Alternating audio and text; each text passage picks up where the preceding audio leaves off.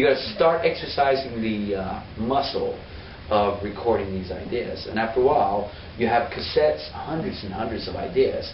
That when you get together like we do, and I gotta encourage that. Get together and write music. It's an amazing experience. When I first started writing songs, I hated it.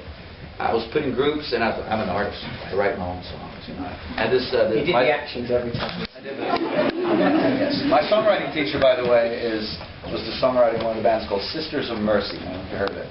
It's a goth band. It's famous for the 80s, like really dark, goth, heavy music.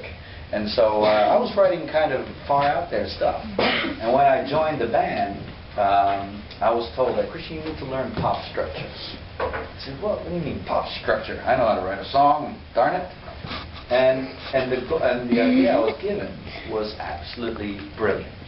I was told, go listen to your favorite songs. What's your favorite song in the whole world? Take a couple, 3 of them, and analyze it. Listen to them. What is going on here? What happens to the story? How does it develop in the second verse? What happens melodically? Does it go up? Does it go down? What do the chords do? Is it a verse and a bridge and a chorus? Or is it like an AABA shape like yesterday? What happens? And then you can take your own ideas and apply those same principles.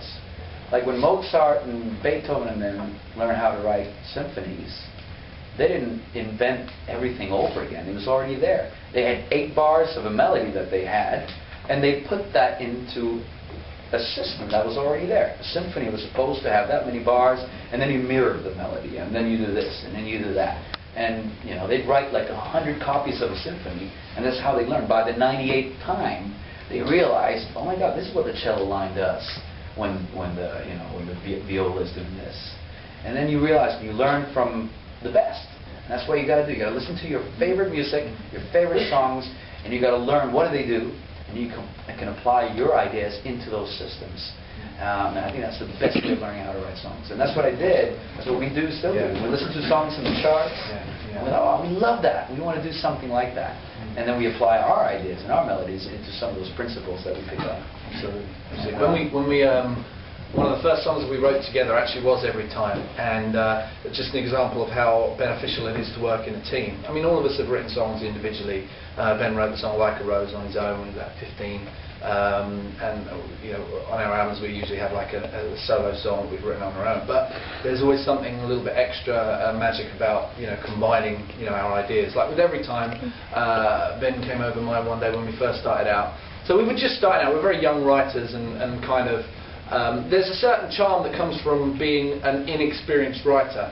I think when you know everything and you can play the piano too comfortably and everything, you can sometimes, you've just got so many options, so many avenues that you can explore, but sometimes just the basic of ideas, and I hear that when I hear like some of Michael Bublé's songs, some of the first songs that he's written. They're really simple, really charming. You don't overanalyze it, you don't overthink it, you just instinctively go where the melody takes you. So with Ben, Ben came over one day and he had the verse idea. It was just literally, he said to me, what do you think of this? And we were waiting for Christian to come over. I'm always on time. Oh, he's always late.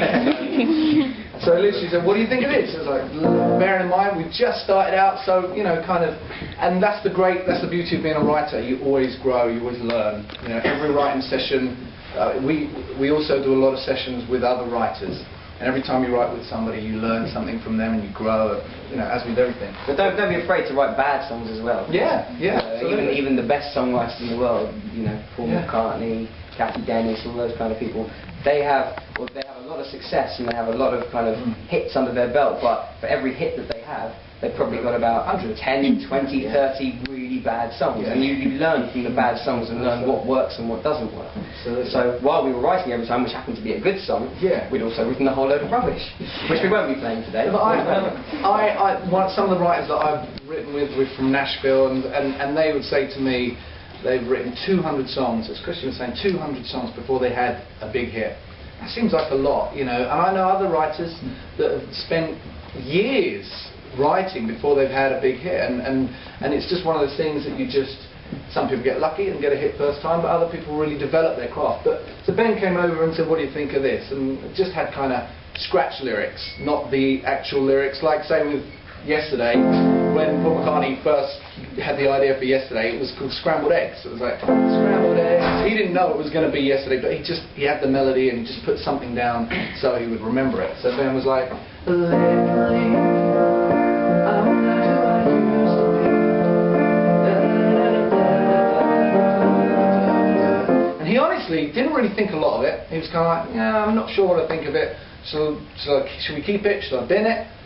So perhaps if you were writing that on your own, you might have binned it. But I was really inspired and excited by that. So instantly I was like, we can use that. We can go somewhere else for that. So,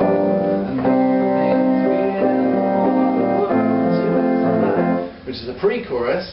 And then Christian came over, and the second he heard what we were doing, he was like, got the dictaphone out. I've got a chorus that's perfect for that.